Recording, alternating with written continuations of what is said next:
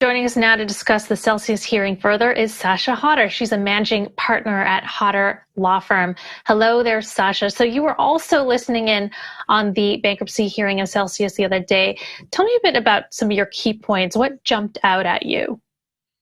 Yeah, well, thank you so much for having me today. It was one of the things that jumped out the most was that it seemed the Celsius attorneys are now cooperating more so than they were in the past. I think the threat of getting that examiner, the independent examiner, really kind of kicked things into motion, and the official creditors committee has submitted over 250 requests for various information, and Celsius has responded to almost all of it, or I think they said something like 150 responses have already been provided and the rest are on their way. And it seemed like they had narrowed a lot of issues that were outstanding from the last time. So the various, the trustee, the lawyers for the various creditor groups, and the lawyers for Celsius had agreed on a number of different points. So that was a positive. And then it was also quite a welcome admission by Celsius that at least the custody assets were not part of the bankruptcy, and some of them would be going back. That wasn't resolved the last time. So I think everyone was really relieved to see that Celsius admitting that. But, now they're trying to say, oh, we're going to separate it into these three tranches. And the lawyers for the creditors are saying, no, if that's not part of the bankruptcy, you give that back right now. So that'll have to be decided by the judge on October 6th. And also, Celsius, it's illegal for them to be custodying certain assets in certain states. They have cease and desist orders. So I think that will play a role, too, in them being forced to give that money back. Sasha, you've been a pretty outspoken critic of Mashinsky. I'm sort of, that's an understatement. Do you think anything changed in his behavior? You think the lawyers got to him and said, look, cut it out? I mean, what's your, look, it's speculation, of course. You weren't in the room, and you're an attorney, and you're probably going to, not say anything too wackadoodle here.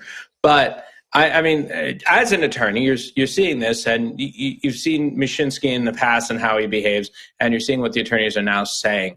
How would you speculate what would you speculate is going on? I think the threat of the Department of Justice examiner was, a scary threat, and it forced them into action. Or they just, the OCC hadn't really started their full investigation yet either. So that official creditors committee had only been formed a few weeks ago. So now that they've really kicked into motion, it's changed things for sure in terms of the transparency and the disclosures. We're also hearing from, the personal side of this, from the depositors themselves. And I wonder if, you could talk a bit about, what they're experiencing. And Daniel Frischberg, who I understand was one of the names mentioned. Yeah, so Daniel represents himself. He's a young, he looked like he was, in his young 20s. And I thought he did a really great job explaining his case. And, his big argument was partly that he's an unaccredited investor. He should never have been in that EARN program. The risks were not disclosed to him. And now basically he accused Mashinsky of using company money to purchase Mashinsky's own Celsius tokens, and that was, theft and embezzlement. And he was very outspoken that the EARN program should also be returned immediately. But the terms of service were changed after the initial deposits in the EARN program. So that's what's creating some challenge around that, is the terms of service say it's not your keys, it's not your coins. What do you think of the odds here that you're separating it as we did as when we talked to Nick earlier between the EARN program and the custodial program, which is their keys supposedly and their Bitcoin? Do you think that, what are the odds that you would assign to them right now, looking at all this, as who's going to get their money back? Do you think the EARN guys are kind of up a creek? I do, yeah. There's not enough money to go around. Celsius did miraculously find another 70 million. So their balance sheet, they published a new cash flow statement that shows before it was showing negative 33 million on the Coins report for the end of October. And now they're showing positive 42 million at the end of October. But it's still like just the top 10 creditors here have 183 million outstanding. And, there's 43 million left at the end of next month. So there's just not enough assets to go around. They did agree on selling some de minimis assets. So, and they're exploring other sales like the GK8 business, but I think it's going to be a long time coming for the EARN people, and they're unlikely to get much back. So is there a sense of like a timeline on when there can be a recovery of funds? Because just from my sense of things, it seemed the judge is in no hurry. I'm sure these depositors, there is an urgency for them to get their money back, but at least on the side of the judge, they're taking their time. Celsius, do they stand to benefit? I imagine they do, of not returning the funds and just kind of prolonging the process for as long as possible. Yeah, well, the salaries can continue to be paid by certain staff as long as they're in this bankruptcy proceeding as it stands.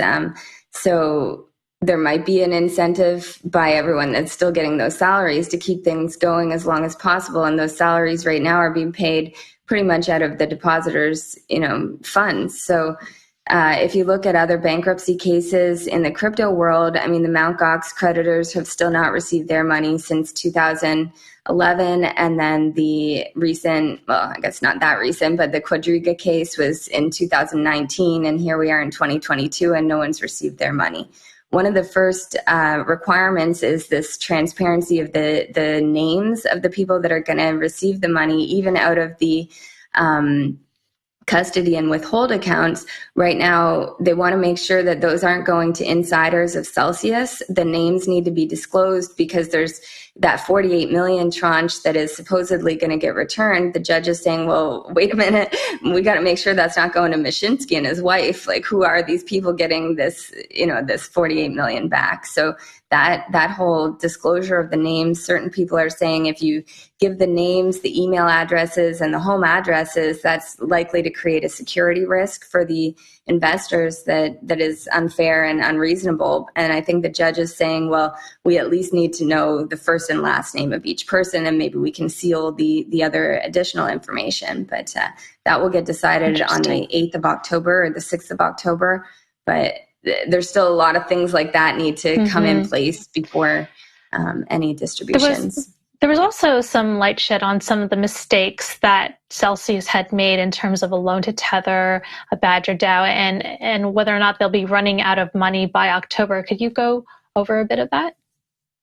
Yeah, so in the hearing yesterday, there was a discrepancy where Mr. Ortiz, the attorney for the creditors, stated that Celsius had recently just sounded like out of thin air found $70 million to put on their balance sheet. And then the attorney for Celsius, he came on and said, oh no, that was actually a stablecoin loan that was just miscategorized as a coin when really we're receiving it back in cash. So the judge seemed surprised. Everyone's relieved. Okay, that's great that you've got an additional 70 million, or it was 61 million according to the Celsius attorneys. But, how do you misplace that or miscategorize it? That's such a significant sum of money to not know about and not have included previously. But and then, as you mentioned, there was a big loan to Tether that didn't work out. They were taking some risky bets. And that Badger DAO, when that DAO got hacked, Celsius received certain coins that entitled them to receive the funds at a later date. They're remittance coins. And Celsius, there's a big note on the screen saying, don't sell these until whatever that future date was. And someone on Celsius's team apparently clicked through and accepted that risk and sold those. And now Badger DAO is saying, well, we can't reissue them to you. You sold them. So just certain things like that. It sounds like the company really grew too fast. Like they went, they just exploded and didn't have proper controls in place. And are they in danger of running out of money by October? Well, now that they've found this additional, whatever used to be a stable coin, now it's cash, the 61 million, it looks like by the end of November, they're still forecasting that they'll have 42 million available. So it is running out, but it's not running out by October anymore. And I mean, they have set up this mining operations, which, I mean, they're not getting, like, if you look at the energy price that they're getting, I think it's 0.08 per kilowatt hour, where companies like Riot Blockchain are at 0.025 per kilowatt hour. So they're way out of their league in this, but they are mining coins. And if Bitcoin goes from 20,000 to 100,000 this year, and the bankruptcy proceedings, just keep going, maybe it will work out in their favor.